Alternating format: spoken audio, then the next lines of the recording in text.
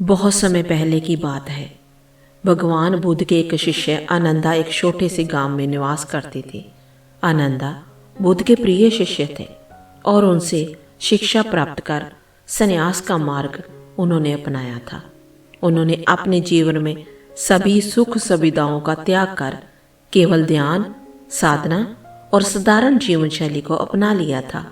उनके पास केवल एक वस्त्र, एक भिक्षा पात्र और एक छड़ी थी। उनका जीवन सरल था, लेकिन उनका मन हर समय ज्ञान और साधना में लीन रहता था।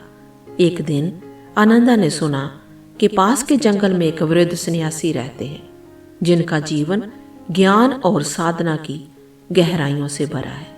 वह सन्यासी एक तपस्वी थे, जिनकी साधना और ज्ञान का प्रभाव दूर दूर तक फैला हुआ था।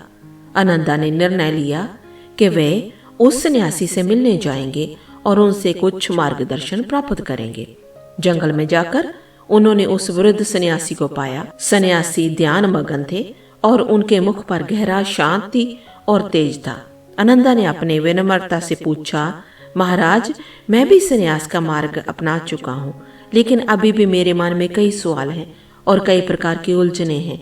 क्या आप मुझे इस मार्ग पर आगे बढ़ने का कोई मार्गदर्शन दे सकते हैं? सन्यासी ने अपनी आंखें खोली और आनंदा की ओर देखा। वे मुस्कुराए और बोले, वत्स, ये पथ कठिन है। इसमें त्याग, धैर्य और आत्म संयम की आवश्यकता होती है, लेकिन इसके साथ ही हमें प्रेम, करुणा और सहनशीलता का भी पालन करना होता है।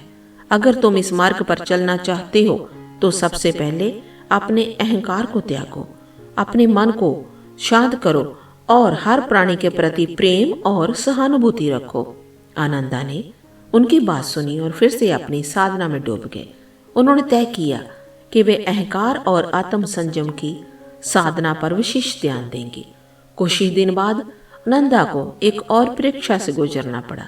एक दिन गांव के कुछ लोग उसके पास आए और बोले, भिक्षु, हमारे गांव में एक गरीब महिला जिसकी बीमारी ने उसे बहुत कमजोर कर दिया है, क्या आप उसे देखने और कुछ सहायता देने जा सकते हो?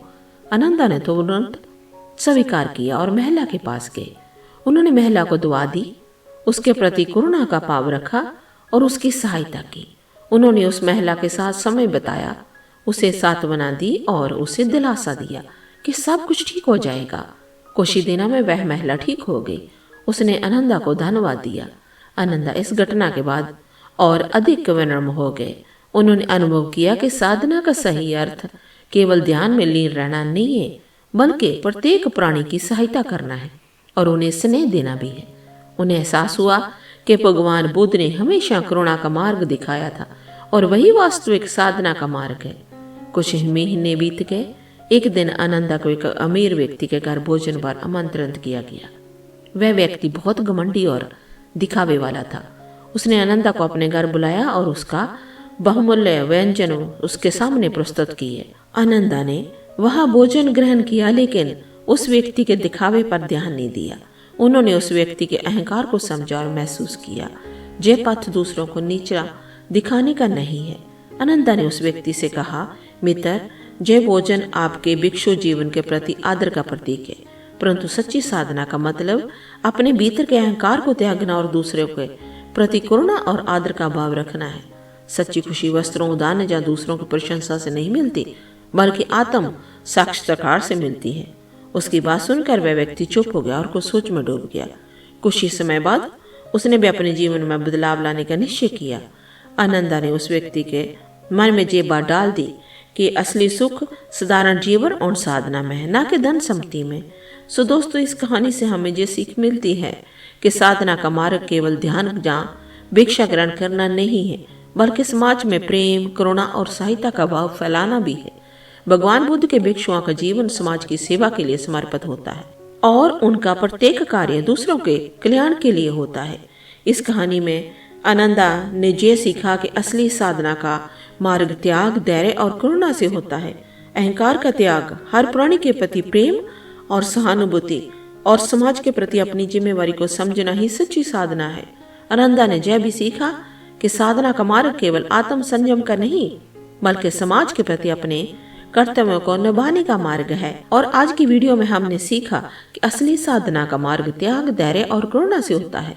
अहंकार का त्याग, हर प्राणी के प्रति प्रेम और सहानुभूति और समाज के प्रति अपनी जिम्मेवारी को समझना ही सच्ची साधना है।